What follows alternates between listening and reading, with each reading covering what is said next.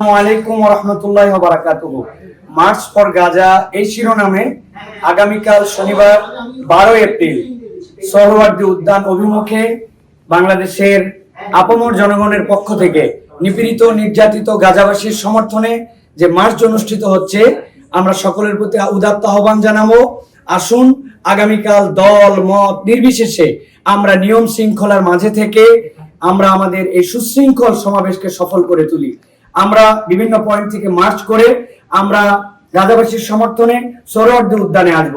সেখানে বাইতুল মোকাররমের খতিব আল্লামা আব্দুল মালেক সাহেবের দোয়া মোনাজাত এবং তার ঘোষণাপত্র পাঠের মাধ্যম দিয়ে আমাদের এই কর্মসূচি ইনশাআল্লাহ সমাপ্ত হবে।